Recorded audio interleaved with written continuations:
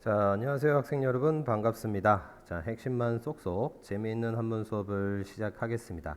자, 오늘은 우리 교과서 106쪽이에요. 106쪽. 우리나라 역사에 관련되어 있는 그런 한문 문장으로 기록되어 있는 문헌들을 좀 살펴볼 텐데요. 먼저 오늘 우리가 할 14단원에서는 우리 민족의 시조 단군에 대해서 좀 살펴볼 거고요. 그리고 앞으로 주몽과 그리고 발해 이야기까지 좀 살펴볼 거예요. 자, 여러분들 먼저 우리 교과서를 보면은 10월 3일이 나와 있습니다. 10월 3일. 그렇죠? 10월 3일. 자, 10월 3일 무슨 날인지 기억하고 계시죠? 자, 10월 3일 여기 적어두긴 했는데 개천절입니다. 개천절. 자, 말 나온 김에 한번 적어 볼게요. 개천절 한자로 쓰게 되면 어떻게 될까요? 개가 무슨 개자냐? 자, 한자로 쓰게 되면 이렇게 쓰죠. 그리고 천자는 당연히 하늘 천자입니다. 자, 개천절의 의미 파악하려면 한자의 뜻을 좀 살펴보면 되겠죠. 앞에 있는 개가 무슨 개자죠? 여러분들 열다라는 뜻이죠. 하늘이 열렸다라는 날이에요. 하늘이 열린 날 우리나라가 당군 왕검이 세웠던 고조선이라는 나라가 건국된 날을 기념해서 개천절이라고 표현을 했죠. 자, 고조선 우리나라의 최초의 국가로 단군 왕검이 세운 나라이다. 우리 민족의 시조인 단군과 그의 아버지인 환웅의 기록을 한번 알아보자라고 되어 있습니다. 14단원에서는 삼국유사에 수록되어 있는 단군 왕검에 대한 이야기를 좀 살펴볼 거예요. 자, 그러면 문장이 좀 길긴 한데 여러분들 지금까지 한문을 쭉 배워왔기 때문에 아마 크게 무리 없이 해석하실 수 있을 거예요.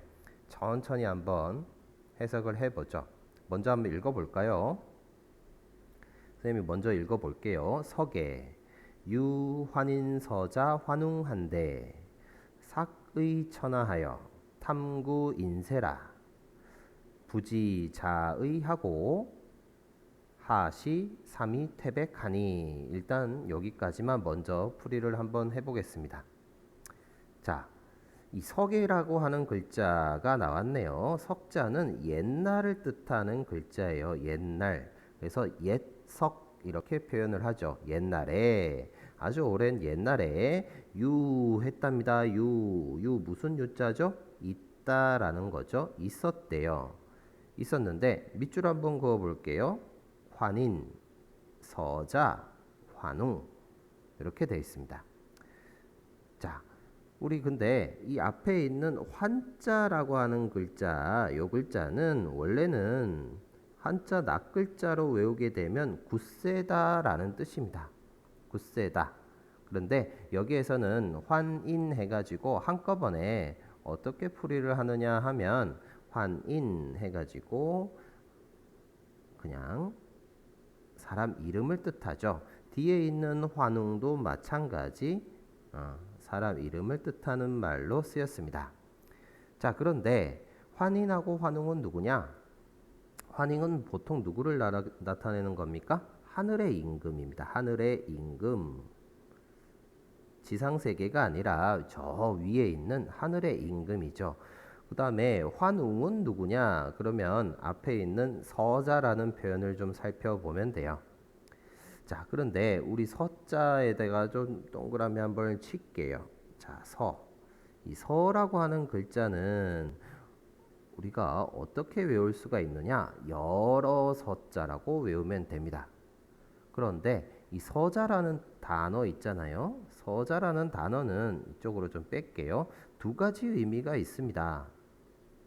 보통 요즘에는 서자라고 표현하면 적자 서자 이래 가지고 첩의 자식, 정실 부인이 아닌 다른 사람의 자식을 뜻할 때 서자라고 하죠.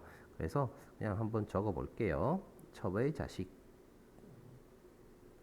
정실 부인이 아니다라는 거지. 자, 그리고 두 번째 의미는 맞이가 아닌 여러 자식, 맞이가 아닌 여러 자식 중 하나.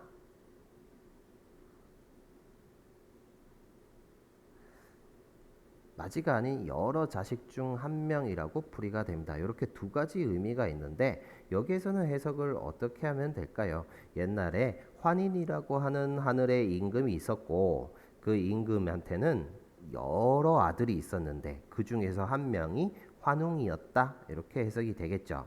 자, 순서를 한번 따져 볼게요. 순서 어떻게 되겠습니까? 옛날에 있었다. 누구? 환인의 여러 아들 중에 한 명인 환웅이 있었다. 이렇게 풀이가 되겠네요. 자, 다음 문장. 자, 그래서 삭의 천하했다고 합니다. 삭의 천하. 자, 우리 여기서 꼭 기억해야 되는 한자가 두 글자 나옵니다. 자, 삭자에다가 네모 한번 쳐주고요. 의자도 네모 한번 쳐줄게요. 자, 이 삭이라고 하는 글자 우리 보통 두 가지로 읽을 수가 있습니다. 보통은 수라고 읽어주고요. 여기에서는 삭으로 읽어줬습니다. 수라고 읽을 때 수학이라는 단어 잘 알고 있잖아요. 그죠? 그래서 뭔가를 세다, 셈하다라는 뜻입니다. 근데 이 글자가 삭으로 읽을 때는 어떤 의미냐 하면 자주라는 뜻으로 쓰여요. 자주. 부사로 자주라는 뜻으로 쓰입니다. 여기에서는 삭으로 읽어줬으니까 당연히 자주라는 뜻이겠죠. 자, 그 다음 의자는 왜 동그라미를 쳤느냐. 자, 의자 같은 경우에 의미가 뭡니까 여러분? 무슨 의자죠? 뜻의자입니다. 뜻의. 자, 그런데 이 뜻의 해석을 해보면 뒤에 있는 말이 천하라는 단어잖아요. 자주, 그지? 해석을 해보면 자주, 천하의 뜻, 말이 안 됩니다. 그죠? 그렇다면 이 뜻의자를 해석을 어떻게 해줘야 될까요?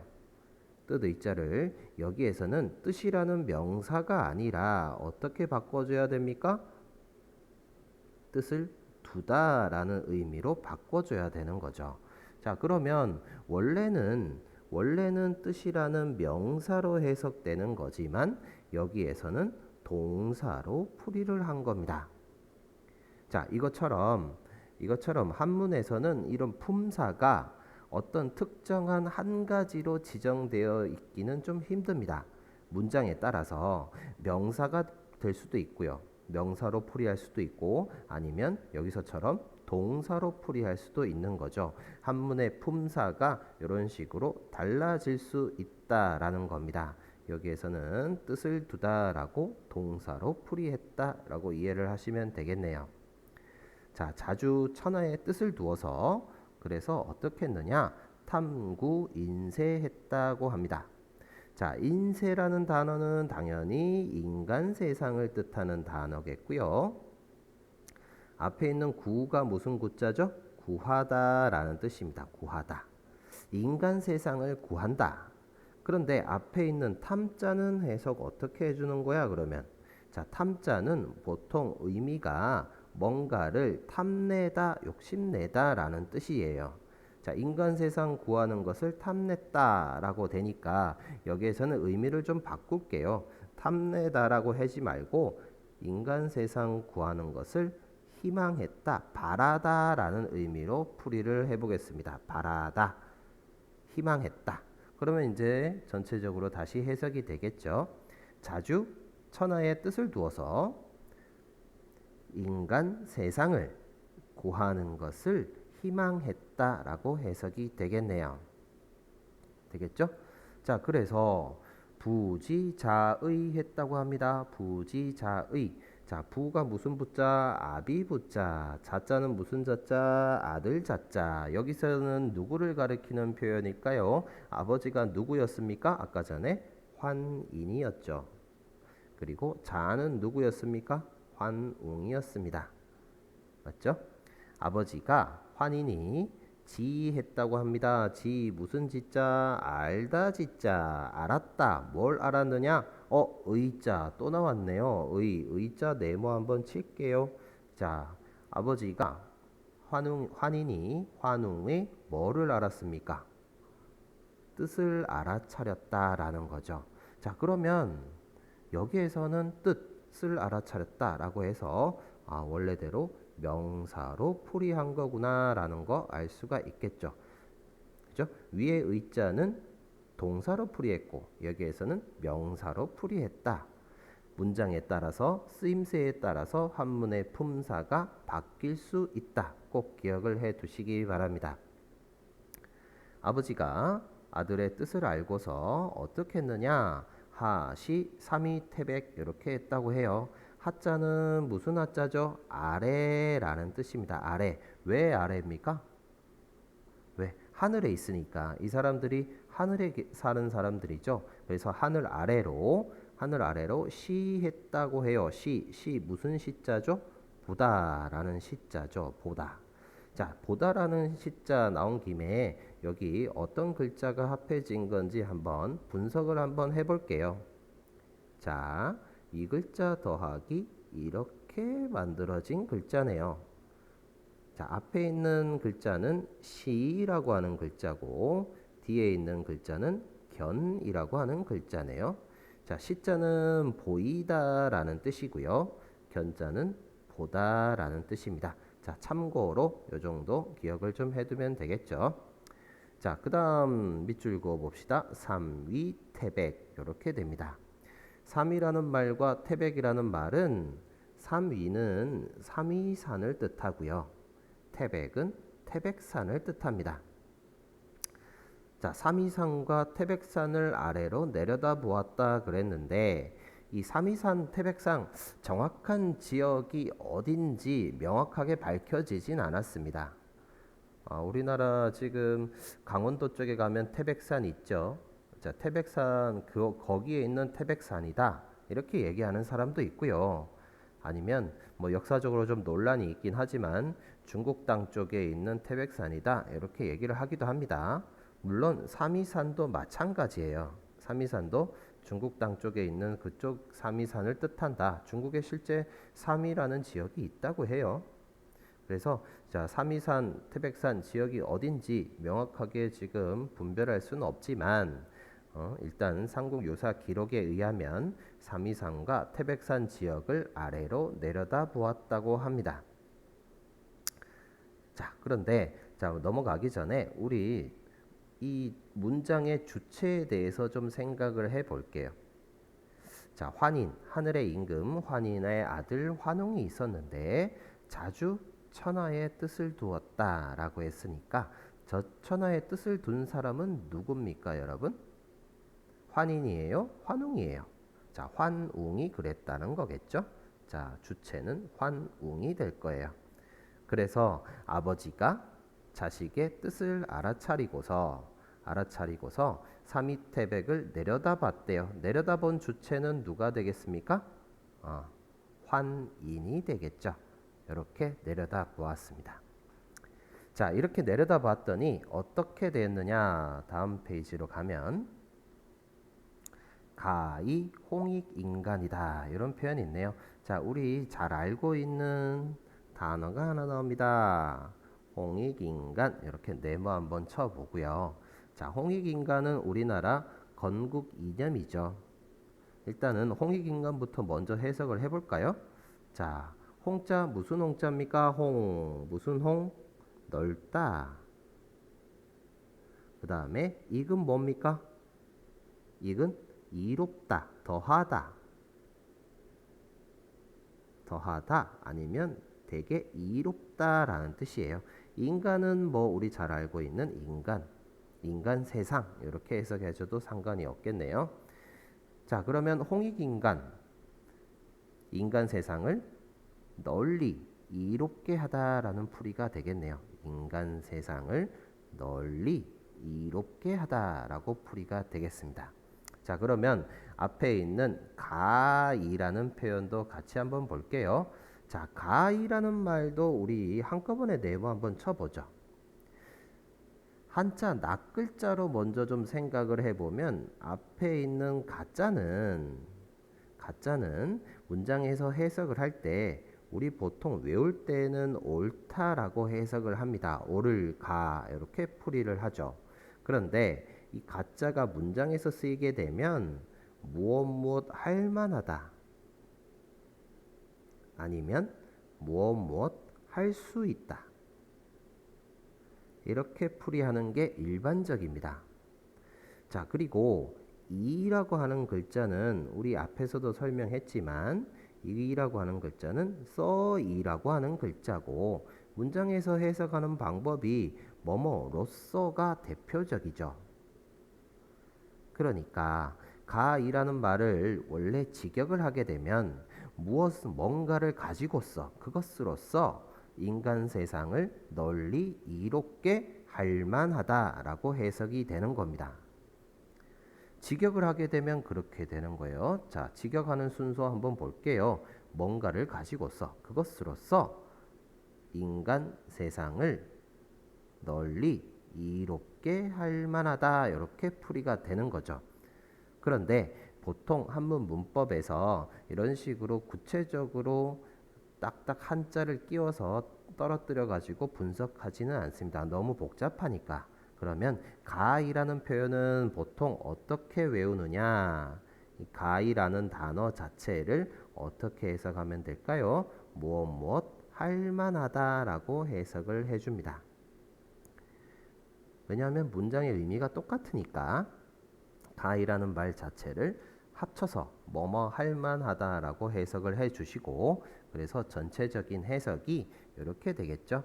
인간 세상을 널리 이롭게 할 만하다. 이렇게 풀이를 해주면 되겠습니다. 자, 3위 태백을 내려다 보니까 널리 인간 세상을 이롭게 할 만했다. 그래가지고 어떻게 됐느냐? 내수했다고 해요. 내수. 자, 여기 적혀져 있는 내라고 하는 글자는 이해내라고 하는 글자예요. 이해내. 자, 이해라는 말의 의미 요즘에 잘 쓰지 않는 표현이기 때문에 우리가 좀 잘 쓰는 표현으로 고치면 어떤 뜻으로 해석할 수가 있느냐? 곧, 즉시, 아니면 이윽고와 같이 어떤 시간상의 연속된 흐름을 나타내는 글자입니다. 인간 세상을 이롭게 할 만했다. 그래서 곧바로 어떻게 했느냐? 수해줬대요. 수. 자, 숫자 여기다 적을게요. 자, 숫자는 주다라는 숫자죠. 수. 자, 주다라는 숫자 나온 김에 우리 받다, 반대말인 받다라는 숫자도 한번 적어 볼까요? 자, 숫자 주다 같은 경우에는 왼쪽에 뭐가 있는 거고요. 그 다음에 받다 같은 경우는 왼쪽 부분에 뭐가 없죠. 그래서 자, 이 글자는 받다. 그래서 뇌물수수 이렇게 단어를 쓸 수가 있겠죠. 왼쪽에 뭐가 붙어 있는 거는 주는 거, 없는 거는 받는 거. 이렇게 외워주시면 되겠습니다. 자, 그 다음 주었다. 뭘 주었느냐? 천부인을 주었대요. 천부인. 자, 천부인이 뭘까? 천부인이라고 하는 것은 어떤 뭐 신물, 어떤 상징성을 가지고 있는 징표라고 해요. 징표인데 굳이 구체적으로 얘기하면 천자의 지위를 나타내는 징표라고 합니다. 어떤 걸 뜻하는지는 명확하게 전하지는 않고 있어요. 근데 대충 이제 학자들끼리 짐작하는 방법은 뭐냐 하면 이 고조선인이라는 나라가 청동기 초기 시기에 해당이 되기 때문에 아마 청동으로 만든 물건일 것이다 라고 해석을 한 겁니다. 천부인이라는 거 어떤 천자의 지위를 나타내는 징표, 상징물이다 라고 생각을 하시면 될 것 같아요. 그 상징물 몇 개 있었느냐? 3개 있었다고 합니다. 뒤에 있는 개자는 낱개자죠. 개수를 세할 때 쓰는 거 낱개.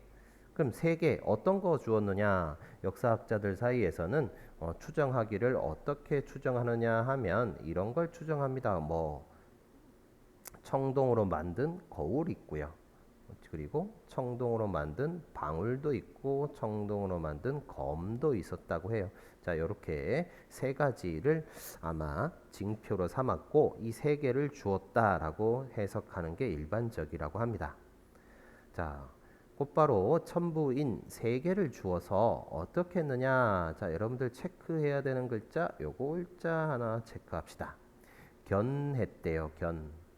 자, 견자는 보통 의미가 보내다 라는 뜻입니다. 보내다. 보낼 견 이렇게 외우면 되고, 근데 이 보내다 견자의 의미는 어떤 뜻을 가지고 있느냐. 단순하게 누군가를 어딘가로 보내다 라고 해석하기보다는 어떤 의미를 보내고 있느냐. 어딘가로 보내어서 뭔가를 시키다의 의미를 가지고 있습니다. 어딘가로 보내서 뭘 하고 와 이렇게 시키는 거죠. 그래서 그 뒤에 문장을 보니까 보내서 어떻게 했느냐? 왕하게 했답니다. 왕. 왕자가 무슨 왕자죠? 가다라는 뜻이에요. 가다. 가서 뭘 하게 했느냐? 지하고 했답니다. 리하게 했죠. 리자가 뭡니까? 다스리다라는 뜻이죠. 가서 다스리게 시켰다라는 거예요. 어디를 다스리게 시킨 겁니까? 지를 시켰대요. 자, 지자는 우리 앞에서도 많이 했던 글자인데, 자, 우리 여기 잠깐만 적어보죠. 지자는 의미가 네 가지였어요. 뭐뭐의, 뭐뭐하는, 이렇게 해석되기도 하고, 무엇이, 뭐뭐가 주격조사, 그 다음에 그것이라고 하는 대명사, 그 다음에 가다라고 하는 동사, 이렇게 해석되기도 했죠. 자, 그래서 여기서의 의미는 뭐겠습니까? 다스리게 했다. 뭐를? 그것을 다스리게 했다라는 거예요. 그곳을 다스리게 했다. 여기서 그곳이 어디겠습니까? 당연히 그러면 어딜까요? 앞에서 나왔던 삼위태백이 되겠죠. 삼위태백. 여기를 다스리게 했대요.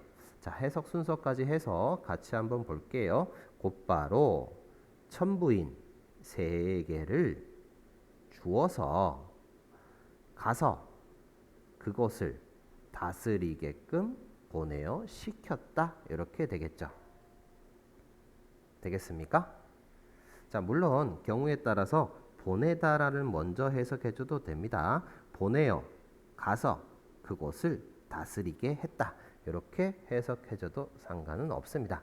그런데 어쨌든 이 보내다라는 글자가 뭔가를 시키다라는 의미를 가지고 있다 정도만 기억을 해주시면 되겠습니다. 자, 거기를 다스리게 했는데, 자, 그래서 어떻게 됐느냐? 이제 사람 이름이 직접적으로 나오네요. 웅 나왔습니다. 당연히 누굴까요? 환웅이겠죠. 환웅이. 자, 여러분들 체크해야 되는 글자가 하나 나옵니다. 환웅이 솔했다고 해요. 솔. 자, 솔자는 선생님이 여기다가 좀 적어 두었습니다. 거느리다라고 해석을 할 때는 솔이라고 읽어주고요. 이 글자가 비율이다라고 해석할 때는 율이라고 읽어줍니다. 근데 여기서는 환웅이 하늘의 아들이 솔 거느렸습니다. 그죠? 거느렸다. 여기서는 솔이라고 읽어준다. 자, 말 나온 김에 솔이라고 읽어주는 단어들 선생님이 몇 개 좀 적어봤어요. 잘 알고 있는 거 솔선 돼 있죠. 솔선. 자, 솔선 있고요. 누군가를 어떤 대상들을 통솔하다 아니면 인솔하다 할 때 쓰는 글자가 되겠습니다. 그리고 비율이라는 말 저기 적어 놓은 것처럼 비율 아니면 효율이 높다. 효율. 뭐 수학에서 확률 아니면 은행 같은 데에서 이자율, 이율. 자, 이렇게 쓰이기도 하죠. 아, 이렇게 솔자는 두 가지 의미로 사용을 할 수가 있구나. 여기에서는 솔이라고 해석을 해서 거느리다라는 뜻이구나. 이렇게 이해를 하시면 되겠습니다. 환웅이 거느렸다. 거느렸는데 누구를 거느렸느냐? 삼천을 거느렸대요. 도자는 어떤 무리를 나타내는 글자예요. 무리 3,000명을 데리고 왔대요. 3,000명이나 되는 그 무리를 거느리고서 어떻게 됐느냐 보니까 강어 이렇게 돼 있네요. 자, 여러분들 또 체크 한번 해보죠. 자, 강자 좀 네모 한번 칠게요. 자, 강자도 쌤이 여기다가 좀 적었습니다. 자, 강자는 내리다의 의미일 때는 강으로 읽어주고요. 항이라고 읽어줄 때는 항복하다의 뜻입니다. 자, 단어를 좀 살펴보면 우리 비가 내리는 거 강수량 그러죠. 강수. 그래서 강수 한번 적어봤고요. 아니면 뭔가가 하늘에서 떨어지는 거예요. 하강하다. 아니면 엘리베이터가 우리 단어로 한자 단어로 하면은 승강기라고 표현하잖아요. 승강, 오르다, 내리다. 이렇게 풀이가 됩니다. 항복하다, 적진에 투항하다 아니면 항복하다 이렇게 구분지어서 읽을 수 있으면 되겠습니다. 자, 여기에서는 이 사람이 환웅이 하늘에 있었잖아요. 그러니까 당연히 어디입니까? 내려오다, 내리다의 의미로 풀이를 했고 강으로 읽어주면 된다. 자, 그 다음 적혀져 있는 어라고 하는 글자는 우리 잘 알고 있는 거죠. 어자는 뭐였습니까? 어자는 다시 적을게요. 자, 어자 같은 경우는 우리 잘 알고 있는 거 어조사 어라고 하는 글자였고 의미가 무엇 무엇에 누구누구에게 어디 어디에서 무엇 무엇보다 이렇게 네 가지 의미가 있었죠. 내려오긴 내려왔는데 어딘가에 내려왔다라고 하니까 여기서는 뭐뭐에라고 풀이를 하면 되겠네요. 내려왔어요. 어디에 내려왔는지 이제 볼게요. 태백산, 신단수, 태백산 다시 태백산에 어디입니까? 정에 내려왔대요. 정자는 자 정수리를 뜻합니다. 정수리. 여러분들 머리 위에 정수리 부분 있죠? 그러니까 정수리라고 해석하지 말고 어떻게 하면 될까요? 꼭대기 정자라고 해석하면 되겠죠. 태백산 꼭대기에 있는 신단수 뒤에 있는 숫자가 나무 숫자잖아요. 나무 그죠? 나무. 신단수라고 하는 나무가 있었나 봐요. 나무의 종이 박달나무다, 떡갈나무다, 다양한 이야기들이 있는데 그 나무를 가리켜서 사람들이 신단수라고 불렀나 봐요. 그래서 태백산 꼭대기에 있는 신단수 신단수 아래에 내려왔다고 합니다. 하늘에서 내려왔대요. 하늘에서 내려와서는 이제 마지막 문장 위지 신시요 했습니다. 위지 신시요. 자, 위라고 하는 글자는요. 원래 우리가 보통 외울 때 이르다라고 해석을 합니다. 이르다 아니면 쉽게 생각해서 말하다라고 해석을 해주면 돼요. 말했다. 뭐에 대해서 얘기했느냐? 어떤 거에 대해서 얘기를 했느냐? 지가 나왔습니다. 지. 그것에 대해서 얘기를 했대요. 그것. 그죠? 그것에 대해서 얘기를 했답니다. 그것에 대해서 어떻게 얘기를 했느냐? 신시라고 얘기를 했대요. 신시. 자, 신시는 하나의 단어로 취급을 합니다. 자, 굳이 구체적으로 한자를 분석하면 앞에 있는 신자가 무슨 신자입니까, 여러분? 신을 뜻하는 거죠. 신령스러운 거. 뒤에 시자는 뭡니까? 도시를 뜻하는 말이에요. 그래서 신령스러운 도시다라고 해서 신시라고 표현을 했던 거죠. 순서가 어떻게 될까요? 그것을 일러서 신시라고 하였다. 그것을 일러서 신시라고 했고 그 다음에 시위 환웅천왕 됐습니다. 자, 밑줄 그어 볼게요. 환웅천왕 이렇게 됐습니다. 자, 그 다음에 앞에 적혀져 있는 시라고 하는 글자. 자, 시라고 하는 글자는 앞에서도 우리 했지만 이것저것을 나타낼 때 이 시자라고 하죠. 이 시. 이 사람을 위자 또 나왔습니다. 이 사람을 가리켜서 이 사람을 말하기를 어떻게 했느냐? 환웅천왕이라고 불렀대요. 해석해주면 이 사람을 일러서 환웅천왕이라고 하였다라고 됩니다. 자, 제일 마지막에 있는 이 야라고 하는 글자는 어조사 야라고 하는 글자고요. 문장에서 하는 역할이 어떤 특정한 뜻이 있는 것이 아니라 어떤 역할? 마침표 역할을 하는 글자였죠. 자, 이런 식으로 해석이 됩니다. 자, 문장을 전체적으로 다시 한번 풀이를 해볼게요. 자, 처음부터 서계 유환인 서자 환웅한데. 옛날에 환인의 서자 여러 아들 중에 한 명 환웅이 있었는데 그 환웅이 사의 천하해서 천하의 자주 뜻을 두어서 탐구 인세했다. 인간 세상을 구하는 것을 희망했다. 바랐다. 그래서 아버지인 부지자의하고 환인이 환웅의 뜻을 알고 아들의 뜻을 알고서 하시 삼위태백하니 삼위산 태백산 지역을 아래로 내려다 보니까 가히 홍익인간이라 인간 세상을 널리 이롭게 할 만했다. 그에 대해서 내수 천부인 3개 이에 천부인 3가지를 주어서 견왕리지 가서 그곳을 다스리게끔 했대요. 그랬더니 이제 환웅이 솔도 3천 무리 3,000명을 거느리고서 어떻게 했습니까? 강어 태백산정 신단수하 태백산 꼭대기에 신단수 아래에 내려왔다. 이렇게 되겠네요. 내려왔다. 그러니까 내려오니까 그 지역을 가리켜서 신시라고 불렀다. 그 지역이 어디입니까, 여러분? 그 지역이 이때 그것을 뜻하는 게 뭐죠? 태백산 신단수 아래를 뜻하겠죠. 태백산 신단수 아래.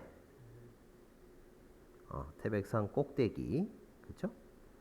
태백산 꼭대기에 신단수 아래를 가리켜서 신시라고 불렀고 이 사람을 가리켜서 환웅천왕이라고 하였다. 이때 이 사람을 누구를 나타낼까요? 여러분 맞죠?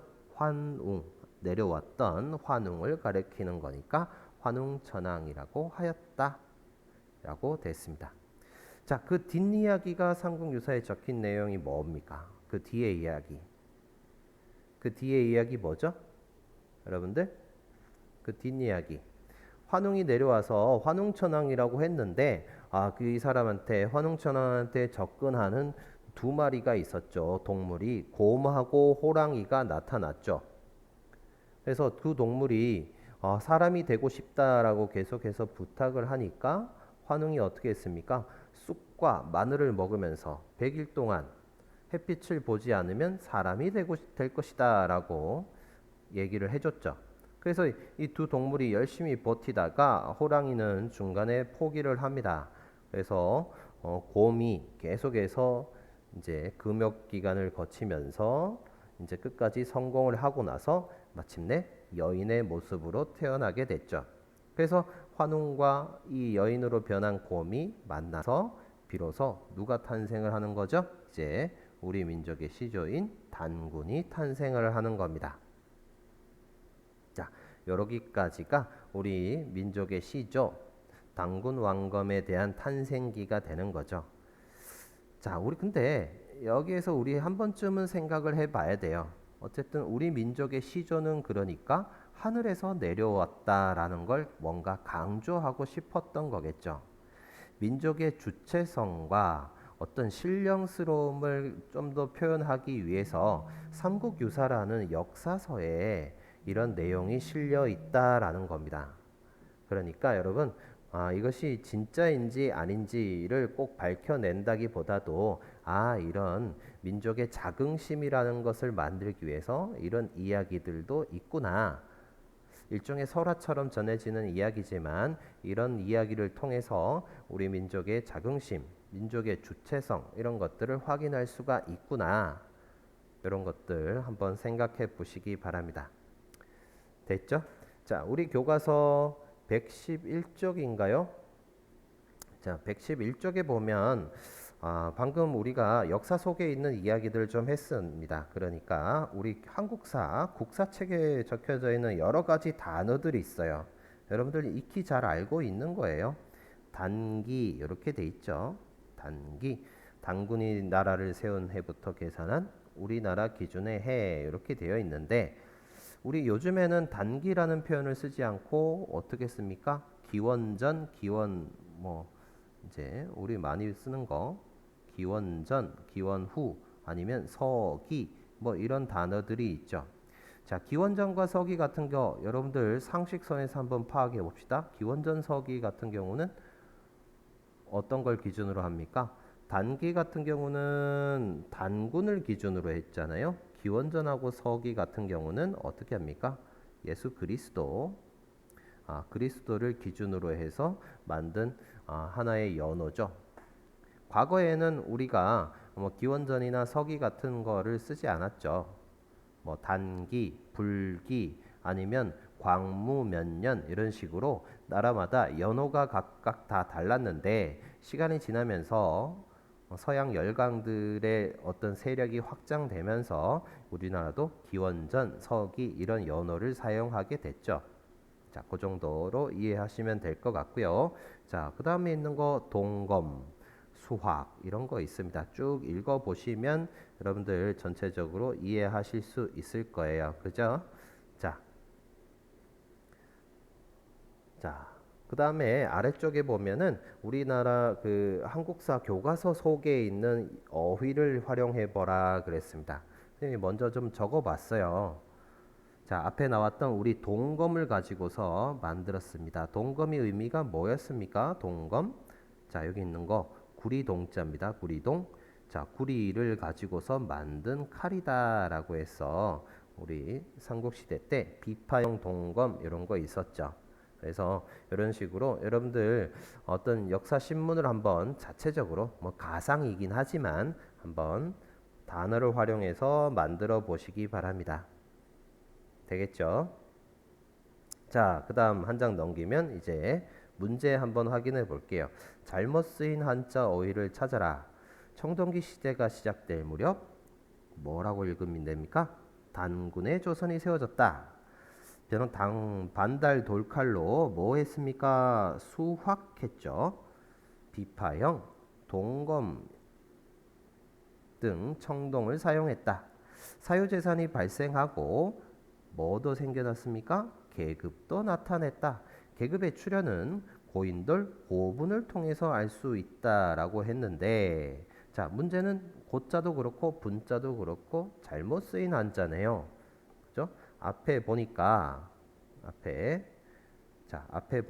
고분 여기 나옵니다. 고분 옛 고자에 무덤 분자를 쓰는 거네요. 그죠? 옛 고자에 무덤 분 그러니까 높을 고자에 나눌 분자를 쓰면 안 되겠죠? 정답은 5번 되겠습니다. 그죠? 자, 이런 식으로 정확하게 읽고 어떤 한자가 쓰이는지 분간할 수 있으면 되겠습니다. 다음 2번 문제. 자, 오늘 했던 내용인데 기역과 니은의 쓰임을 비교해 보라고 했어요. 자, 여러분 기역도 의자고 니은도 의자죠. 자, 가만히 보면은 똑같이 의자가 쓰였는데 앞에 기역에서의 의자는 뭐였습니까? 우리 다시 한번 적어보면 자주 천하의 뜻을 두다. 그러니까 동사로 쓰인 거고요. 니은의 뜻은 뭡니까? 뜻이라고 해서 뭐라고 해석했죠? 명사로 풀이를 한 거겠죠. 이런 식으로 같은 한자지만 문장의 쓰임에 따라서 품사가 달라질 수 있다. 문장의 쓰임에 따라서